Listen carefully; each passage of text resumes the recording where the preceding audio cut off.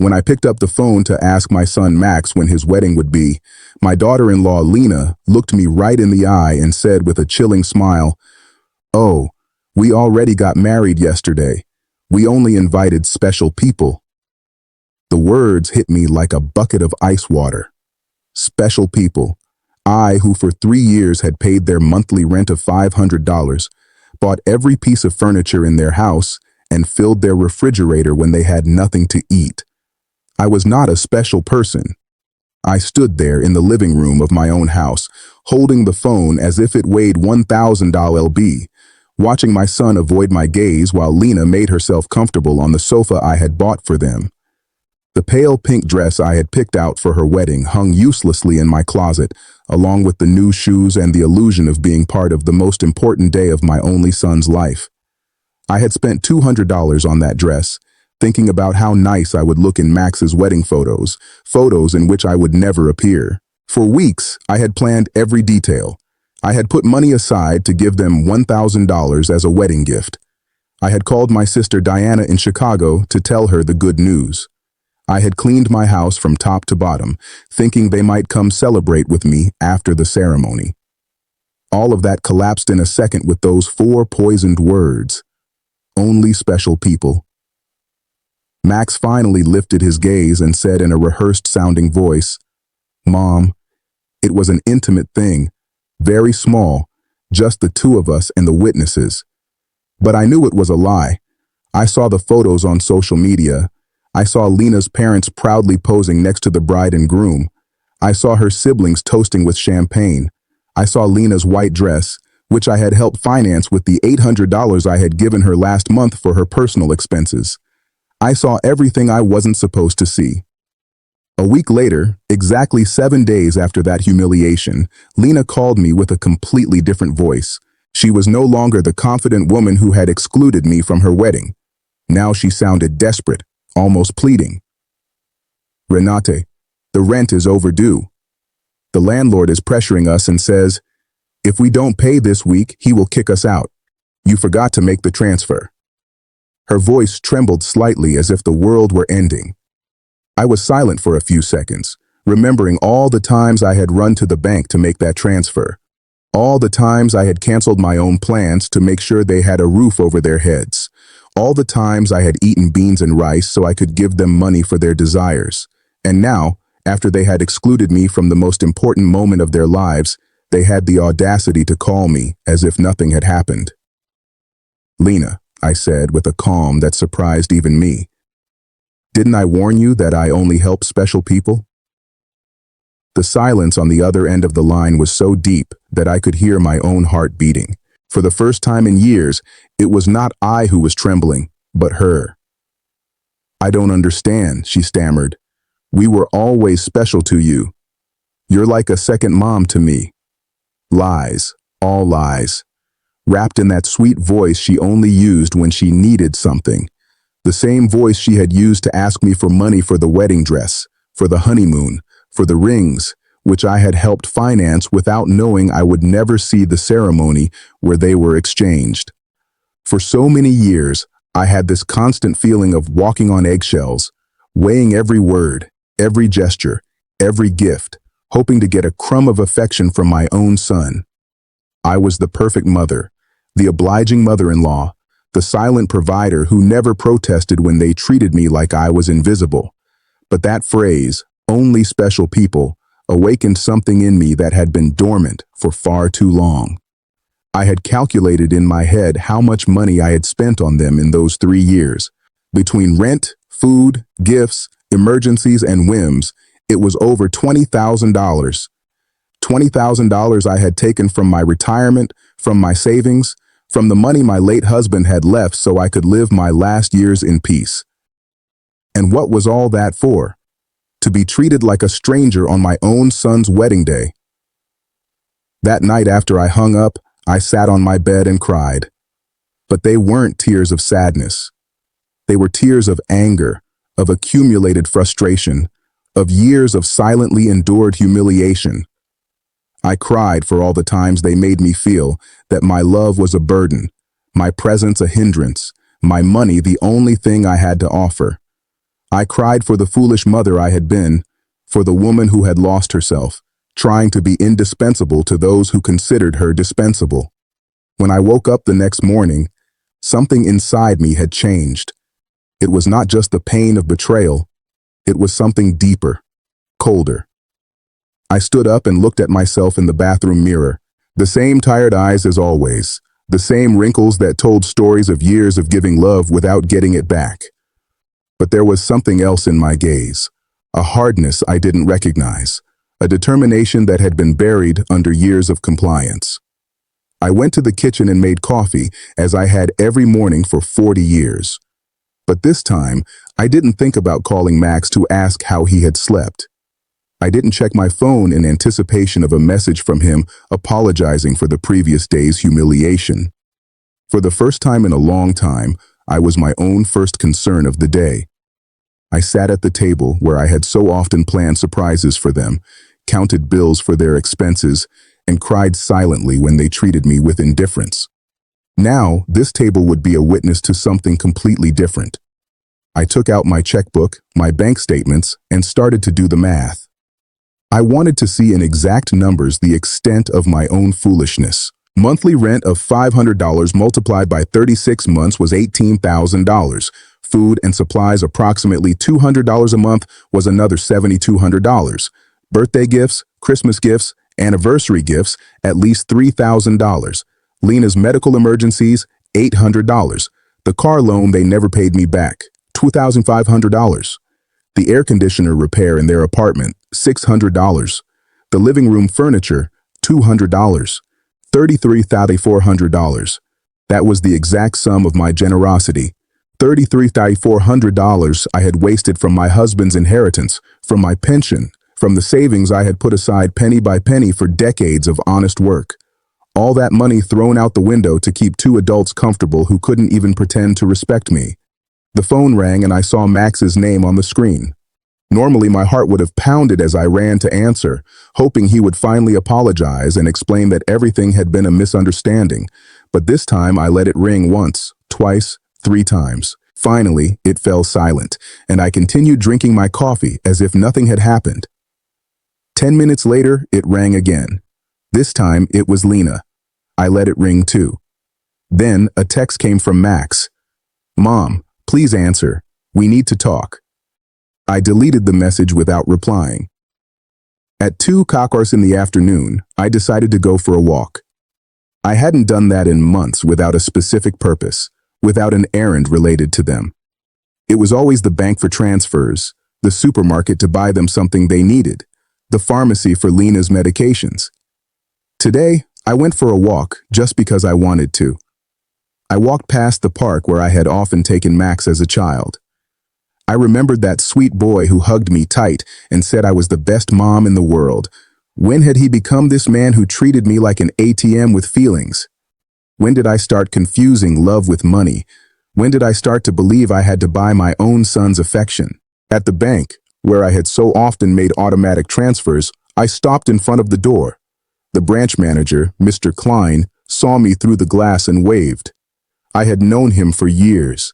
He had processed every one of my transfers to Max and Lena. He had watched my account drain month after month to fill theirs. I went inside and walked directly to his office.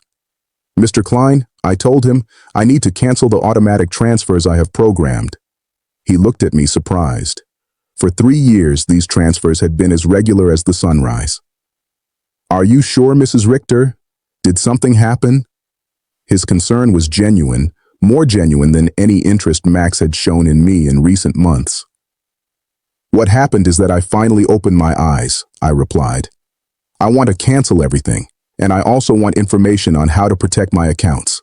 I don't want anyone else to have access to my money." While Mr. Klein processed the cancellations, my phone didn't stop ringing. Max, Lena, Max again, Max. It was as if they had developed radar to detect when their source of income was in danger. I turned the phone off completely. "Mrs. Richter," Mr. Klein said as he handed me the papers, "I apologize for intruding, but in all these years I have seen you be very generous with your family. I hope you are not being pressured to make these changes." His words touched me deeply. This man, who barely knew me beyond bank transactions, showed more genuine concern for my well-being than my own son. I'm not being pressured, Mr. Klein. On the contrary, I have finally stopped pressuring myself. When I left the bank, I felt strangely light, as if I had left an enormous burden in that office. For the first time in years, my money was entirely mine. I had no financial obligations to people who saw me as a resource instead of a person. I went home and thought about all the things I hadn't done to please Max and Lena, the trips I hadn't taken to save money for them, the friends I no longer saw because I was always available for their emergencies, the hobbies I had given up because every dollar I spent on myself was $1 less for their needs. When I got home, I found 3 cars parked in front of my door. Max's, Lena's, and one I didn't recognize. I could see movement inside my house through the windows. My blood ran cold. They had keys. I had given them keys because I trusted them, because I thought they would one day take care of me just as I had taken care of them. I took a deep breath before opening the door. It was time for the first real confrontation of my new life. I opened the door to my house and saw a scene I will never forget. Max was sitting on my sofa with his head in his hands. Lena was pacing back and forth like a caged animal, and an older man I didn't know was going through papers on my dining table. My papers, my personal documents. "What is happening here?" I asked in a voice that sounded louder than I expected. All 3 of them looked at me as if I were the intruder in my own house. Lena was the first to speak, and her voice had that desperate urgency I had already heard on the phone. "Renata, thank God you're here. We need to talk. Mr. Fisher is from the law firm we consulted about your situation." "My situation?" The question came out of my mouth with a calm that surprised me. "What situation?" "I'm doing perfectly fine." Max finally lifted his head and looked at me with those eyes that once belonged to an innocent child and now only reflected financial panic. "Mom, we went to the bank and they told us you canceled all the transfers. Mr. Klein explained that you also blocked our access to your accounts. We don't understand why you did that." Mr. Fisher, a man in his 50s in a gray suit and a smile that didn't inspire confidence, approached me with an outstretched hand. "Mrs. Richter, I am Dr. Fisher, a family law attorney.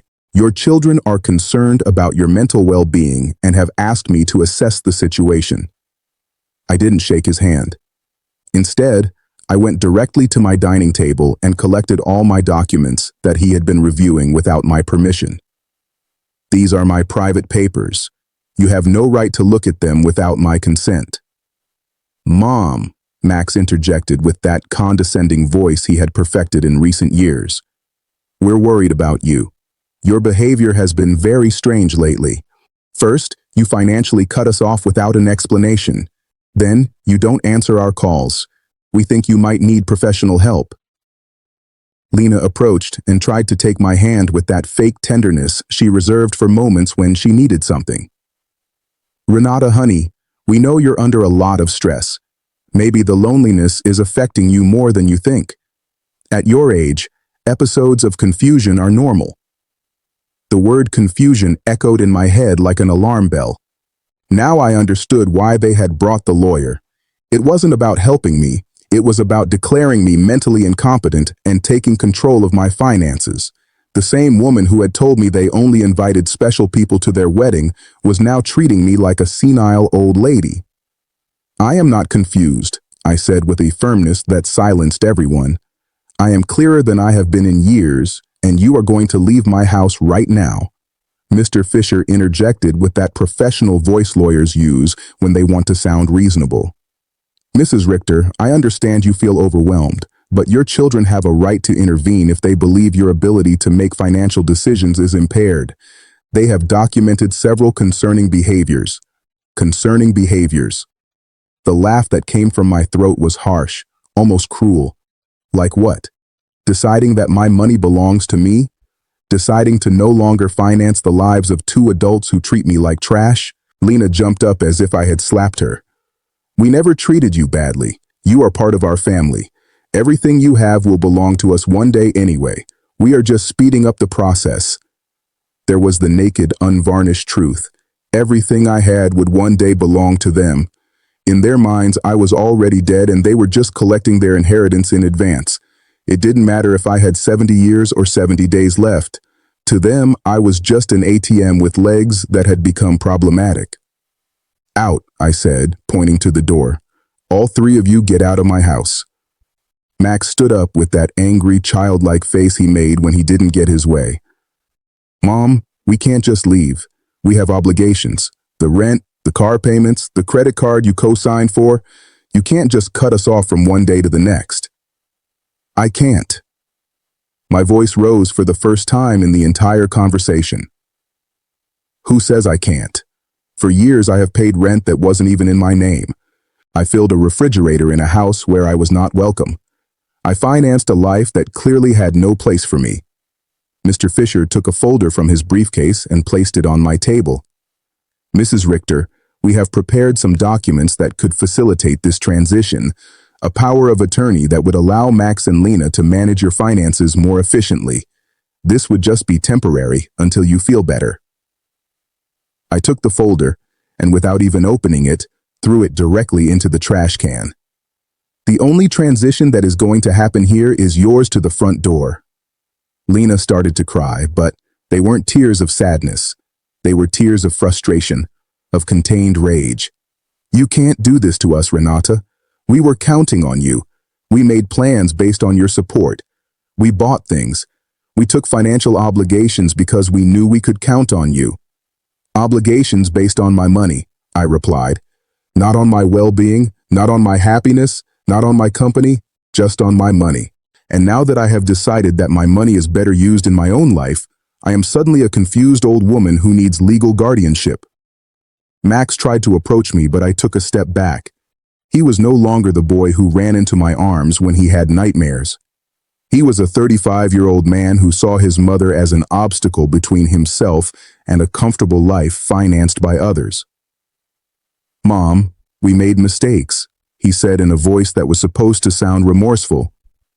The wedding was a misunderstanding. Lena was nervous. I was under pressure. We can fix this if you just become reasonable again. Reasonable? The word tasted bitter in my mouth. Being reasonable means continuing to pay for your life while you treat me like a stranger. It means pretending it doesn't hurt to have been excluded from the most important day of my only son's life. Mr. Fisher packed his papers with the efficiency of someone who is used to having proposals rejected. Mrs. Richter, this is not over. This is not. Your family has legal options. If you are indeed making irrational decisions due to mental health problems, a judge can determine that you need guardianship. His words were like a blow. I realized this was not just a manipulative family visit. It was a real legal threat. They wanted to declare me incompetent to manage my own affairs. Mr. Fisher, I suggest you do your research thoroughly before you threaten a 71-year-old woman who has managed her finances flawlessly for 40 years, who raised her son alone after the death of her husband, who ran a household and worked honorably until retirement, and who until last week financially supported two completely capable adults. Lena stopped crying and looked at me with a coldness that finally showed her true face. This won't stay like this, Renata. We have rights and lawyers too. Perfect, I replied. Hire all the lawyers you want. With your own money, of course, because mine is no longer available to finance your legal tantrums. The three of them walked to the door with the wounded dignity of people who are not used to being told no. Before he went out, Max turned to me one last time. Mom, this is going to end very badly for you. You're going to end up alone with no one to take care of you when you really need it. Max, I said with deep sadness, but also with crystalline clarity, I am already alone. The difference is that now it's by my own choice, not by your neglect. As I closed the door behind them, I stood in my living room, surrounded by the most beautiful silence I had heard in years. It was the silence of freedom. That night, I couldn't sleep, but not out of sadness or regret, but out of adrenaline from having reclaimed control of my own life. I lay awake in bed, planning my next steps like a general preparing for a battle. If Max and Lena wanted to fight, I would give them a war. But it would be a war I would fight with intelligence, not with emotion. At 6 o'clock in the morning, I was already dressed and ready to go. My first stop was the office of attorney Mr. Weber, a man I had met years ago when I was handling my husband's will. Unlike Mr. Fisher, whom Max and Lena had brought, Mr. Weber had an impeccable reputation and specialized in protecting the rights of the elderly. "Mrs. Richter," he told me as I explained the situation, "what your children tried to do yesterday is more common than you think. It's called elder financial abuse, and it's a federal crime. The fact that they entered your house without permission and reviewed your private documents also constitutes a violation." His words both calmed and worried me. They calmed me because they confirmed I wasn't crazy, that what had happened was truly abusive. They worried me because I realized the situation was more serious than I had thought. "We have to document everything," Mr. Weber continued. "Every transfer, every gift, every time they pressured you for money. We will also change your will to protect your assets from future manipulation attempts." We spent 3 hours reviewing my financial records. Mr. Weber whistled when he saw the total sum, $33,400 in 3 years. "Mrs. Richter, with this money, you could have lived comfortably, traveled, and enjoyed your retirement. Instead, you completely financed the lives of 2 adults who didn't even respect you enough to invite you to their wedding." When I left Mr. Weber's office, I had a complete plan. First, I would change all the locks on my house.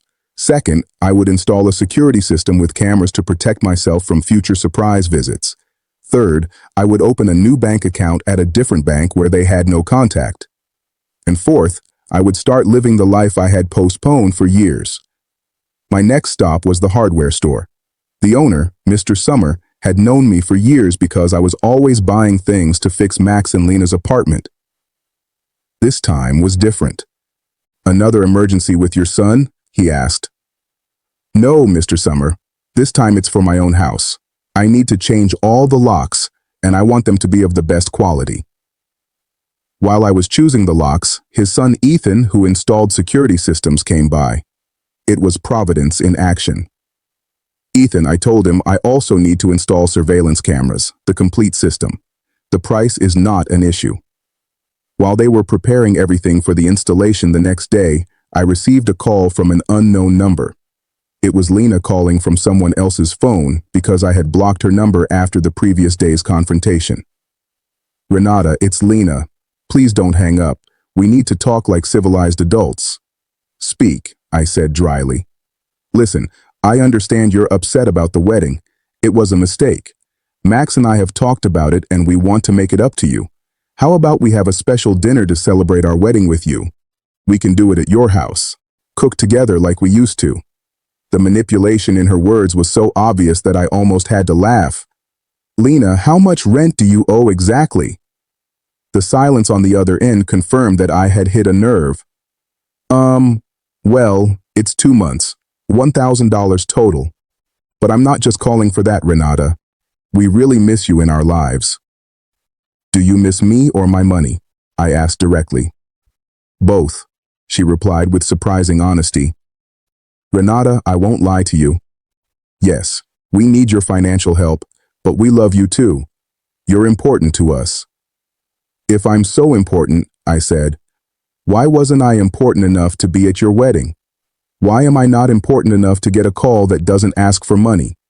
When was the last time you called me just to ask how I was doing?"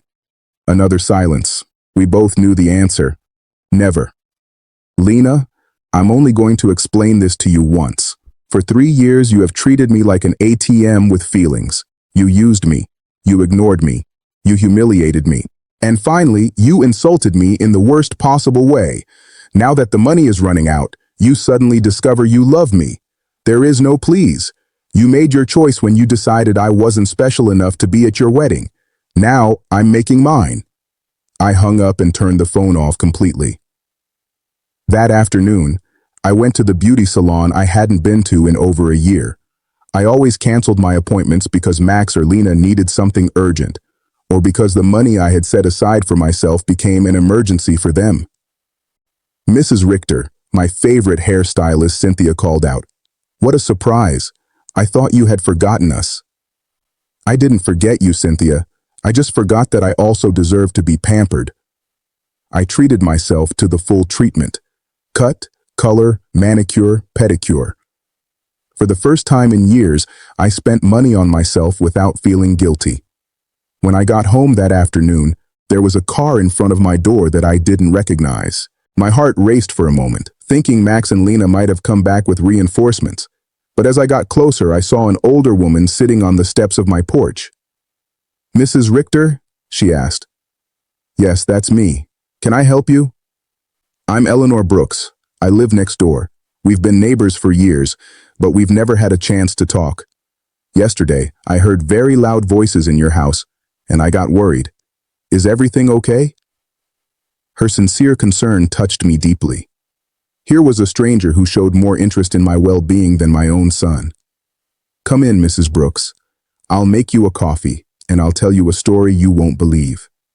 While I was making coffee, I told her the whole situation. Eleanor listened without interrupting, nodding occasionally. And when I finished my story, her eyes were filled with tears. "Mrs. Richter, you did the right thing. I went through something similar with my daughter 5 years ago. I also thought it was my duty to finance her adult life. I also believed they wouldn't love me if I didn't give them money." "What happened?" I asked. "I cut off the money when I realized they only called me when they needed something. At first it was terrible. They threatened me, emotionally blackmailed me, tried to make me feel guilty. But after 6 months, my daughter called to genuinely apologize. Now we have a real relationship based on love, not on money." Her words gave me hope and confirmed that I had made the right decision. "Do you think Max and Lena will understand one day?" "Maybe yes, maybe no," she answered honestly. "But that's no longer your responsibility, Mrs. Richter.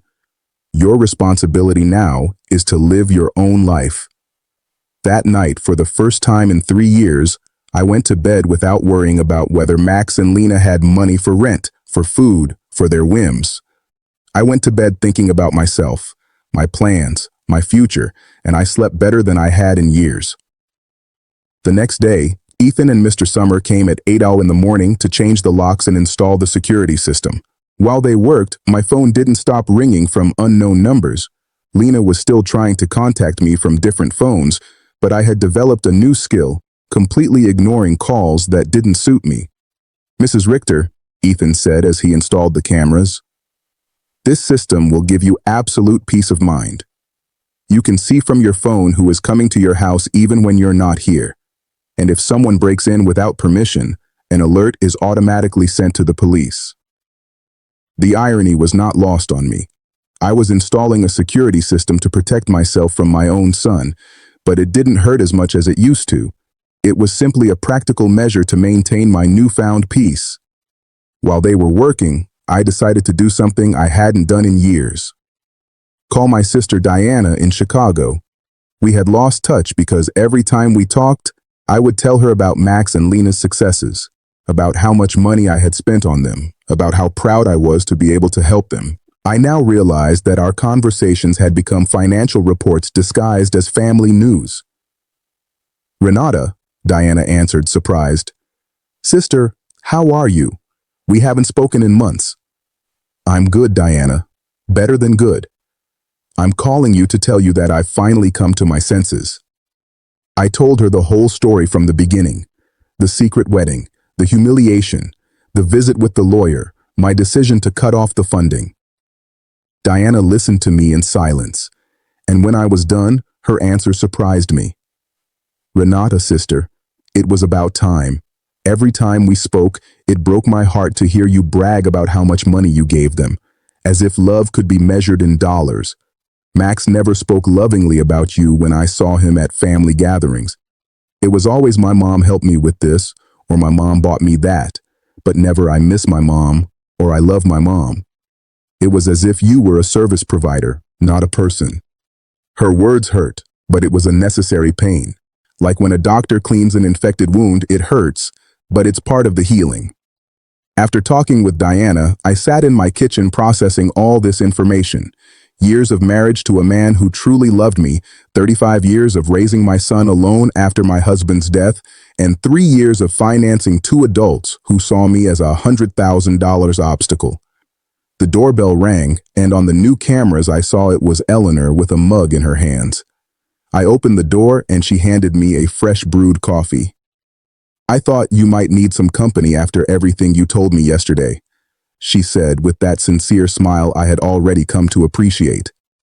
We sat in my living room, and Eleanor told me more details from her own experience.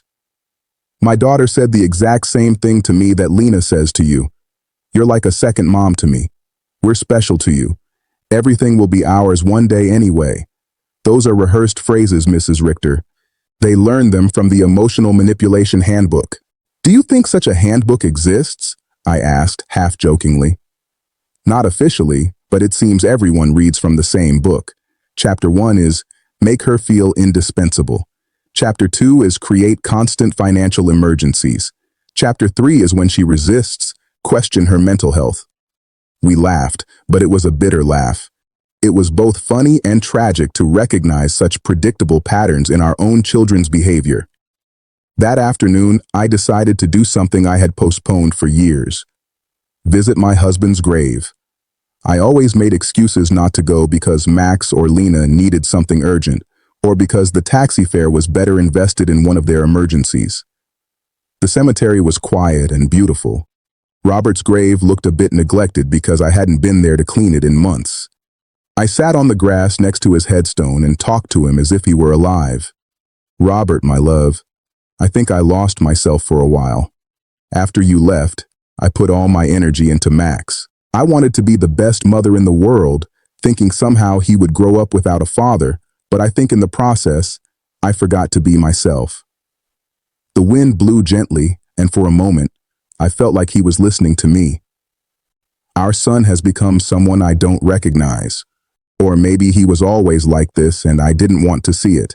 His wife as well, you know how she is. The money you left for me to live peacefully, I spent it taking care of them. But not anymore, my love. I have learned." I cleaned his grave, replaced the withered flowers with new ones, and stayed there for another hour, simply enjoying the peace. For the first time in years, I was not in a hurry to get home to solve a crisis for Max and Lena. When I got home, there were 3 cars parked in front of my door again. My heart raced, but this time, I was prepared. The cameras showed me that it was Max, Lena, and 2 other people I didn't recognize. Everyone seemed agitated, talking to each other and pointing at my house. I didn't get out of the car. Instead, I called Mr. Weber, my lawyer. "Mr. Weber, they are at my house again. This time, they've brought more people. What should I do?" "Don't get out of the car, Mrs. Richter. I'll be there right away, and I'll call the police." After our conversation yesterday, I requested a temporary restraining order. They are not allowed to be on your property. Minutes later, Mr. Weber and 2 police patrol cars arrived. I watched the officers talk to Max and Lena.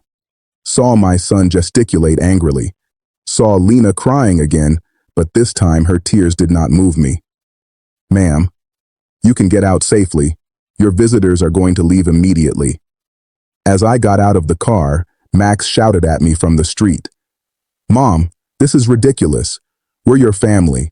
You can't call the police on your own son." "Max," I replied with a calm that surprised even me. "Family doesn't threaten lawsuits for mental incompetence. Family doesn't break into people's homes without permission. Family doesn't treat their mothers like ATMs. Lena screamed from across the street. "You're going to pay us everything you owe us. We have bills you co-signed for. You can't just abandon us like this," Mr. Weber interjected. "Mrs. Brooks, any future communication must be through my office, and I suggest you consult with an attorney before making collection threats, because my client has full documentation of all the payments she voluntarily made for 3 years." I watched them drive away in their cars, defeated but not giving up. I knew this wasn't over, but for the first time in this situation, I felt confident. I had professional help. I had emotional support from Eleanor, and more importantly, I had mental clarity about what was right and what was wrong. That night, Eleanor invited me to her house for dinner. I met her daughter who was visiting, and I was able to see with my own eyes what a healthy family relationship looked like. They spoke respectfully to each other, asked sincerely about each other's lives, and laughed together. The daughter didn't ask for money once the entire evening. I wanted that with Max too, I confessed to Eleanor after her daughter had left. And maybe you'll get it one day, she replied. But first, he has to learn that you are a person who deserves respect, not just a source of income. For the first time in weeks, I went to bed feeling hopeful about the future. The next few days were strangely peaceful. The surveillance cameras showed me that Max and Lena were driving past my house several times a day, sometimes slowly, sometimes they parked for a few minutes, but without getting out. It was as if they were studying my routine, looking for the perfect moment for their next move. Mr. Weber had advised me to document every one of these visits, so I kept a detailed log with the date and time. Their persistence will work in our favor, he had said. Every time they show up after we've told them not to approach, it strengthens our case for a permanent restraining order. On Friday morning, I was calmly having breakfast when the doorbell rang. The cameras showed me a very well-dressed young woman with a folder in her hands and a professional smile. I didn't recognize her, but something about her posture told me it was not a social visit. "Good morning, Mrs. Renata Richter," she said as I opened the door. "I am a social investigator from the Office of Senior Services. We have received a report that you may be in a risk situation, and we need to conduct a wellness check." My blood ran cold. Max and Lena had escalated the situation. It was no longer just threats from private lawyers. Now they had involved the government. "Can I see your ID?" I asked, trying to stay calm. "Of course." She showed me an official ID that looked genuine. "I am social worker Mrs. Schmidt. Can I come in and talk to you?" I let her in, knowing that a refusal would have been worse for my case. Mrs. Schmidt sat down in my living room and took a form out of her folder. "Mrs. Richter, we have received reports that you have shown significant changes in your financial behavior, that you have cut off communication with your family, and that you have shown signs of paranoia by installing unnecessary security systems. We were also told that you have refused medical and legal help from your loved ones." Every word had been carefully chosen to make me sound like a mentally disturbed old woman. I recognized Lena's handwriting in the wording. She had always been skilled at manipulating words to get what she wanted. "Miss Schmidt," I said with all the dignity I could muster, "I would like to call my lawyer before answering any questions." "Ma'am, this is not a legal interrogation. It's a wellness check. If you have nothing to hide, it should not be a problem to speak with me." The phrase, "if you have nothing to hide," infuriated me.